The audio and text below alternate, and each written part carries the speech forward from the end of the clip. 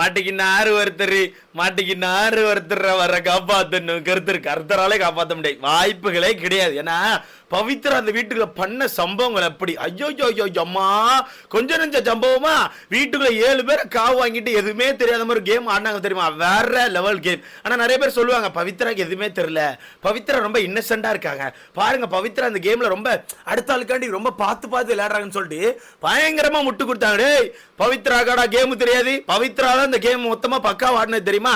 So நம்மளால எதிர்பார்க்காத மாதிரி எப்படி நம்மளால எதிர்பார்க்காத மாதிரி பிக் பாஸ்க்கான 4வது ப்ரோமோ வந்திருக்கு. அவ்வளவு கண்டென்ட்டா வச்சிருக்கீங்க. அப்ப இன்னைக்கு 2.5 மணி நேரம் ஷோவா என்ன ஏட்டா, நேத்து தான் 2 மணி நேரமா இழுத்து 12 மணி நேரத்துக்கு கொண்டு போனீங்க, இன்னைக்கும் அதே மாதிரி கொண்டு போறீங்களா என்ன? வேணாண்டா எப்பா தாங்காதரா, ரொம்ப பிஞ்சு பாடிடா டமாரி மாதிரி இது ஆயிரம் போயிடா. ஸோ எதிர்பார்க்காத மாதிரி 4வது ப்ரோமோ விட்டுருக்காங்களா.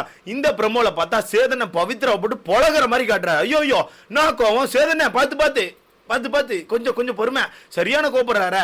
சேதனை கேட்கிறாப்ல, சரி இந்த பொம்மை டாஸ்கை நீங்க என்ன மாதிரி ஆடினீங்க, அந்த பொம்மை டாஸ்கை எப்படி புரிஞ்சுக்கிட்டீங்க நீங்க ஃபர்ஸ்ட் சொல்லுங்க அப்படின்னு கேட்கும்போது பவித்ராங்கிறது ரொம்ப ஆர்வமா, சார் இந்த டாஸ்க்கை பார்த்தீங்கன்னா மற்ற ஆள்காண்டில் ஆடணும் சார், எப்படி மற்ற ஆள்காண்டில் ஆடுறதா சார் இந்த டாஸ்க் அப்படின்னு சேதனைங்கிறதோ மற்ற ஆட்கள் பொம்மையை காப்பாற்றுறதா இந்த டாஸ்க் கரெக்டா அப்படி புரிஞ்சா நீங்க ஆடிக்கிட்டீங்க அப்படிதானே, அப்படிதான் நீங்க ஆடினீங்களா இந்த கேம்ல அப்படின்னு கேட்கும்போது பவித்ராங்க இருந்தா டெபினெட்லி அப்படிதானே ஆடணும், நாங்க அடுத்தவங்க பொம்மையை காப்பாற்றுறதுக்கு உயிரை கூட கொடுப்போம் சார், அப்படிப்பட்ட ஆட்கள் சார் நாங்க அப்படின்னு மாதிரி பயங்கரமா பவித்ரா பேசுறாங்க.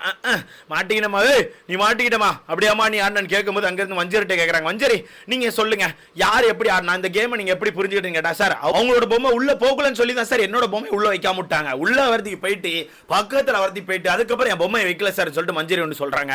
இந்த இடத்துல எல்லாமே கேம் தானே, எனக்கு ஒன்றும் புரியல. சேதனை இந்த டாபிக் எடுத்து பேச வர நமக்கு சுத்தமா புரியல. அதுக்கு பவித்ரா அங்கிருந்து ஒரு டயலாக் விடுறாங்க, சார் அவுட் ஆனா கூட பரவாயில்லன்னு தான் நான் சொன்னேன் சார், எனக்கு இந்த ஸ்ட்ராட்டஜிலாம் ஒன்றும் தெரியாது சார், நான் ஸ்ட்ராட்டஜிலாம் போடல சார் அப்படிங்கிறாங்க. எப்பா நீ அம்மா ஸ்ட்ராட்டஜி போடல, 7 பேர் இந்த வீட்டுல காவு வாங்கியிருக்க, எப்படிமா 7 பேர் இந்த வீட்டுல காவு வாங்கியிருக்க, 7 பேரை காவு வாங்கிட்டு இந்த ஸ்ட்ராட்டஜியில் ஒன்று சொல்ற தெரியுமாமா, என்னால முடியலமா, இந்த வீட்டுக்கு அதிகபட்சமா அடுத்த ஆட்கள் மேல விழிஞ்சிக்கிட்டு வன்மத்தை கேட்கிற ஒரே ஒரு நபர் நீ மட்டும் தானம்மா, வீட்டுக்குள்ள ஒரே ஒரு நபர் நீ மட்டும் தான், நீ பேசுற தெரியுமா ஐயோ அம்மா.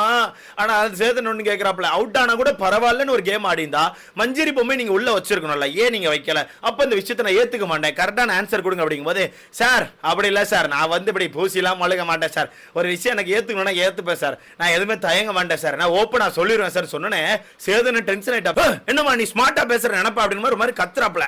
அங்க இருந்து எனக்கே ஷாக் ஆயிடணும், ஏன்னா ஒரு மாதிரி கத்துற அந்த பொம்மை டாஸ்க் இவ்வளவு பெரிய கத்தலாங்க, வீட்டுக்கு அவ்வளவு பஞ்சாயத்து தெரிஞ்சு அந்த பஞ்சாயத்துல இங்க இவ்வளவு கத்தல இவ்வளவு ரெக்கார்ட் மோடுக்கு வரவே இல்லை, இங்க பவித்ரா கிட்ட மட்டும் ஏன் இவ்வளவு ரெக்கார்ட் மோடுன்னு கேட்கிறேன்.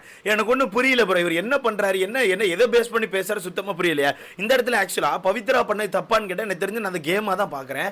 ஏன்னா அந்த டாஸ்க் ஆரம்பிக்கும் போதே சொல்லிட்டாங்க, இந்த கேமை பொறுத்தவரைக்கும் இந்த டாஸ்க்கை பொறுத்தவரைக்கும் யாரோட பொம்மை உள்ள போகணும் யாரோட பொம்மை உள்ள போக கூடாது அப்படிங்கிறது எல்லாமே உங்க கையில தான் இருக்குன்னு சொல்லிட்டாங்க. ஓகேவா, அந்த வகையில மஞ்சரிக்கான பொம்மை பவித்ரா கையில இருக்கணும், பவித்ராக்கான பொம்மை மஞ்சரி கையில இருக்கும். 2 பேருக்கான ஸ்ட்ராட்டஜி, 2 பேரும் சண்டை போட போறாங்க, 2 பேரும் ஹோல்ட் பண்ண போறாங்க, யார் இது பண்ண போறா யார் கடைசியில் வைக்க போறாங்க அப்படிங்கிறது எல்லாமே அவங்களுக்கான ஸ்ட்ராட்டஜி தானே. பட் இவங்க 2 பேரும் சொல்லி வச்சு ஆடினாங்க, இல்லைன்னு சொல்ல, இவங்க 2 பேருமே சொல்லி வச்சு ஆடினாங்க.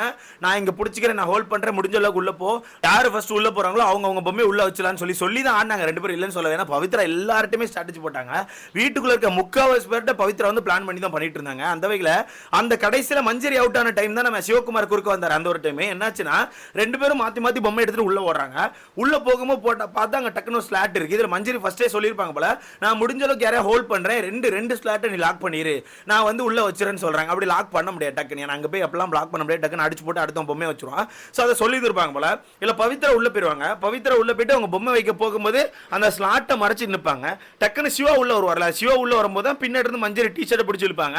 அப்ப அந்த டி-ஷர்ட் கழுத்து நெரிச்சிட்டு எனக்கு மூச்சு உடம்புலன்னு சொல்லி ஒரு நாடகத்தை போட்டுருப்பாரு, கழுத்துல ஆபரேஷன் காசு கூட அப்படின்னு மாதிரி கடந்து சொல்லிட்டு இருந்திருப்பாரு. சோ அந்த டைம்ல சிவகுமார் உள்ள போயிருவாரு, உள்ள போயிட்டு ஒரு பொம்மையை வச்சிருவாரு, ஒரே ஒரு ஸ்லாட் தான் இருக்க போகுது. அந்த ஸ்லாட்ல நியாயப்படி பவித்ரா அந்த பொம்மையை வச்சிருக்கலாம். பட் பவித்ரா என்ன பண்ணிட்டாங்கன்னா அவங்களுக்காண்டி கேம் ஆடுறாங்க பேர்ல ஹோல்ட் பண்ண ஆரம்பிச்சாங்க. இது ஒரு கேம் தானே, ஆக்சுவலா இது கேம் எனக்கு தெரியல. ஆக்சுவலா பவி பண்ணு தப்பான்னு கேட்டா நிறைய தப்பு பண்ணிருக்காங்க. 7 பேரை காவு கொடுத்திருக்காங்க, நிறைய இடங்கள்ல வேணும் பொம்மையை உள்ள வைக்காம இருந்திருக்காங்க, நிறைய இடங்கள்ல பிட்டுக்குள்ள 2 பொம்மையை கையில வச்சுட்டு இருந்திருக்காங்க. சோ அந்த மாதிரி நிறைய வேலையை பார்த்திருக்காங்க, இல்லன்னு சொல்லவே இல்லை. ஏன் ஃபர்ஸ்ட் சௌந்தர்யா அவுட் ஆகும் போது இவங்க கையில தான் பொம்மை இருந்துச்சு, இவங்க வேணும்னு கையில எடுத்து வச்சுட்டு இன்னொரு பொம்மையை தேடிட்டு சௌந்தர்யா பொம்மையை உள்ள போட்டு ஓடுவாங்க. அதே மாதிரி நம்ம இவன் ராணுவ பொம்மை அதே தான், ராணுவ பொம்மை அதே தான். அதாவது சிம்பிள்ரா ராணுவ இந்த இடத்துல ஒன்று சொல்லணும், அனாத போனமா அந்த பிட்டுக்குள்ள உட்காந்து தேடிட்டு இருந்தது அந்த பொம்மையை. அப்ப பார்க்கும் எனக்கே பாவமா இருந்துச்சு. பட் அதுக்கப்புறம் தான் யோசிச்சேன், உனக்குலாம் பாவமே பார்க்க கூடாது. ஏன்னா அந்த பொண்ணு என்ன பண்ண லவ் கண்டென்ட்ல கொண்டு வந்து கடைசியில் அந்த பொண்ணு வீட்டை விட்டு வெளியே போகும்போது அக்கான்னு சொல்லுவேன் அப்படித்தானே. அக்கான்னு சொல்லிடுறேன்னு சொன்ன அப்படித்தானே. அவ்வளோ நக்கல் உனக்கு இருக்கும்போது உனக்கு அது தேவைதான். நீ அனாத படமா கடந்து தெரியுமா அந்த பிட்டுக்குள்ள, அது உனக்கு தேவைதான். பட் இருந்தாலுமே பவித்ரா அந்த மாதிரி பயங்கர ஸ்ட்ராட்டஜி போட்டு தான் கேம் ஆடினாங்க, இல்லைன்னா சொல்லவே முடியாது. 2-3 தடவை எனக்கு தெரிஞ்சு வேணும்னு பொம்மையை உள்ள வைக்கல. அவங்க தான் ஃபர்ஸ்ட் எடுத்திருப்பாங்க, அடுத்தால் பொம்மையை உள்ள வைக்க அவங்க போயிருக்கலாம். ஆனால் போகாம வேணும் வெளியே ஹோல்ட் பண்ணியிருப்பாங்க, வேணும் பிட்டுக்குள்ளே இருந்திருப்பாங்க. அந்த மாதிரி நிறைய விஷயங்கள் பண்ணியிருக்காங்க. பட் இவர் கேட்க வருதுன்னா மஞ்சரிக்கான பொம்மையை நீங்க உள்ள வச்சிருக்கணும்ல, மஞ்சரிக்கான பொம்மை நீங்க ஏன் உள்ள வைக்கல? அப்ப அது கேம் இல்ல. அப்ப நீங்க வந்து அடுத்தவங்க பொம்மைக்காண்டி ஆடல, உங்க பொம்மைக்காண்டி தான் ஆடி இருக்கேன்னு கேட்க வராரு. எனக்கு புரியவே இல்லை ப்ரோ. இது இந்த டாஸ்கே அதுதானே. அப்போ முதல் நாள் 2 பேரும் 3 மணி நேரத்துக்கு ஹோல்ட் பண்ணாங்களா, அது ஞாபகம் இருக்கா? முதல் நாள் வந்து ஜாக்லினை பொறுத்தவரைக்கும் தீபக்கான பொம்மை உள்ள போகக்கூடாதுன்னு ஹோல்ட் பண்ணாங்க. அன்சிதா பொறுத்தவரைக்கும் தீபக்கான பொம்மை உள்ள போகணும், மஞ்சரிக்கான பொம்மை உள்ள போகக்கூடாதுன்னு ஹோல்ட் பண்ணாங்க.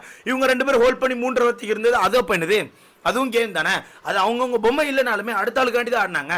இப்போ அவங்க பொம்மை அவங்க கையில் இருக்கும்போது ஏன் அவங்களுக்காண்டி ஆட மாட்டாங்க? எனக்கு புரியவே இல்லை. இவர் எதை பேஸ் பண்ணி இப்போ கேட்காரு? மஞ்சரிக்கான பொம்மை உள்ள போயிருக்கணும், நீ உள்ள போயிட்ட, அந்த ஸ்லாட் பக்கத்தில் இப்போ வரைக்கும் போயிட்டு அந்த பொம்மையை வைக்காது தப்புங்கிறாரா? இல்லை நீ வைக்காம வெளியே வந்துட்டு வேணும்னு சொல்லி டஃப் கொடுத்துட்ட, மஞ்சரி பொம்மை நீ வச்சிருக்கணும், நீ உன்னோட பொம்மை மஞ்சரி கையில் இருந்தனால நீ வைக்காம ஹோல்ட் பண்ணது இந்த ரூல் கிடையாதுன்னு சொல்ல வர்றாரு. எனக்கு புரியலையே. அப்படி நீங்க ரூல் புண்ணாங்க பேச வரீங்கன்னா நான் ஒரு ரூல் கேட்கிறேன், அதை கொஞ்சம் பேசுறீங்களா?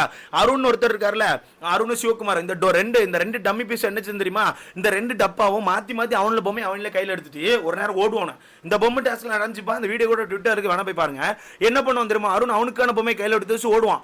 ஓடி அந்த ஸ்லாட் பக்கத்துல போகும்போது எல்லாரும் பிளாக் பண்ணிட்டு இருப்பாங்கல்ல, அதுல பூரா போகும்போது அந்த இடத்துல வச்சு சிவாவும் அருணும் பொம்மையை மாத்திப்பாங்க. எப்படி கையில் இருந்து போகும்போது ப்ளூ கலர் பொம்மையோட போவான், அந்த இடத்துல போயிட்டு சிவாவும் அருணும் பொம்மையை மாத்திட்டு அங்கே போய் பொம்மையை வைக்கும்போது ரோஸ் கலர் பொம்மையை வைப்பான். அப்போ இதுக்கு என்ன சொல்லுவீங்க? அதுக்கான வீடியோ இருக்கு, எபிசோட்ல கூட வந்திருக்கேன். அதை நோட் பண்ணீங்களா? அதை கேட்டீங்களா? அதையும் கேட்கல. அதை எப்போ கேட்கலான் இருக்கீங்க? அதை தான் சொல்கிறேன்ல. இவர் இந்த கல் வச்ச சட்டை போட்டு அருண்காரன் என்ன பண்ணாலுமே ஒன்றுமே செய்ய மாட்டேங்காரு. அடுத்தவன் எவ்வளோ ரூல் பிரேக் பண்ணுறான், அது எதுவும் கேட்க மாட்டேங்காரு. அங்கே ஒருத்தன் பிட்டுக்குள்ளே குதிச்சு ஜெஃப்ரிங் ஒரு நபரை பிடிச்சி இடுப்பை நெரிச்சிருக்கான், அதை கேட்க மாட்டாரு. இங்கே 2 பொம்மைக்கு 2 பேர் வச்சு சண்டை போட்டாங்களாம், அது ஒரு பிரச்சனைன்னு சொல்லி பவித்ரா வெளிப்பட்டு அடியன்னு அடிக்கிறார். பவித்ரா அதுக்கு டிசர்வான்னு கேட்டால் எனக்கு தெரிஞ்சு டிசர்வ் தான். ஓகே தான், இல்லைன்னு சொல்லவே இல்லை. நிறைய வேலையை பார்த்துருக்காங்க, அவங்க பொம்மை உள்ள போகணும்னு சொல்லிட்டு நிறைய வேலையை பார்த்துருக்காங்க. பட் அதே மாதிரிக்கு நிறைய பிரச்சனைகள் வீட்டுக்குள்ள இருக்க, அதெல்லாம் பேச வேண்டியதானே. ஏன் இவர் ஆக்சுவலாக இவர் என்ன பண்ணுறாருன்னு புரியல ப்ரோ. ஆஸ் அ ஹோஸ்டா ஒரு டாபிக் எடுத்து அந்த டாப்பிக்கில் இருக்க எல்லா சாப்டரையும் பிடிக்கணும்ல. எவன் என்ன தப்பு பண்ணியிருக்கானோ எல்லா தப்பையும் பிடிக்கணும். அதை விட்டு இவருக்கு ஏற்ற சாப்டர் மட்டும் ஒரு கிழிச்சா எனக்கு ஒன்றும் புரியல நண்பர்களே. புக்கு எடுத்து மொத்தமாக எரிச்சிட வேண்டியதான். எனக்கு என்னமோ சேதனை முடிஞ்ச அளவுக்கு லீவ் லெட்டர் கொடுத்துட்டு போக பாருங்க. நீங்கள் என்னத்தையோ பண்ணணும்னு சொல்லி என்னத்தையோ பண்ணிட்டு இருக்கீங்க, ஒரு இளவும் புரிய மாட்டேங்கி. இந்த இடத்துல இவர் எதை ஜஸ்டிஸ் பண்ண போறான்னு எனக்கு தெரியல. எபிசோட்ல போய் பார்த்தா தெரியும். மஞ்சரிக்கு ஆதரவாக பேசுறாரு, பவித்ரா அடியன்னு அடிச்சு கடைசியில் மஞ்சரி போட்டு அடிக்க போறாங்க, ஒரு இளவும் புரிய மாட்டேங்கி. முடியல ப்ரோ, தயவுசே சொல்றேன். முடிஞ்சா இந்த வாரமே லீவ் லெட்டர் எழுதி கொடுத்துட்டு நான் அடுத்த வாரத்துல வந்து வரல, சம்பளத்தில் வேணா பாதியை கொடுத்துறேன், வேற எவனையா வச்சு நடத்தீங்கன்னு சொல்லி கிளம்பிருங்க. எங்களால் முடியல. இதுக்கு முட்டு வேற ஹோஸ்ட் என்னப்பா பண்ண முடியும்? பின்னாடி இருந்து டீம் சொல்ற ஹோஸ்ட் தான் பண்ண முடியும். டீம் பாதின்னு வச்சுக்கலாம், டீம் பாதி சொல்லதான் செய்வாங்க. பின்னாடி இருந்தானா சேதனை தனிப்பட்ட முறையில் ஒரு டீம் வச்சிருப்பாரு, இந்த பிக் பாஸ் மொத்தமா ஃபாலோ பண்றதுக்கு. அந்த டீம் இவருக்கு சில பல விஷயங்கள் கொடுப்பாங்க. அந்த டீமே சரியில்லை. அது மட்டும் இல்லாமல் இவராச்சும் கொஞ்சமாச்சும் கிளிப்ஸ் ஏதாச்சும் பார்க்கணும்ல. அப்பப்போ ஃப்ரீ டைம்ல கிடைக்கிற 4-5 கிளிப்ஸ் அந்த மாதிரி எதாவது பார்க்கணும். எதுவுமே பார்க்காம வெறும் ப்ரோமோ மட்டும் பார்த்துட்டு வந்து பண்ணிக்கிட்டு சேதன் அடிக்கிறது தப்பு, அந்த டீம் தான் தப்பு அப்படின்னா புரியல ப்ரோ. இதுல உங்களுக்கு என்ன புரிஞ்சிச்சுன்னு சொல்லி மறக்காம கமெண்ட்ல போட்டுருங்க. எனக்கு ஒன்னே ஒன்று புரியுது, இவர் ஹோஸ்ட் இல்ல, வேஸ்ட்.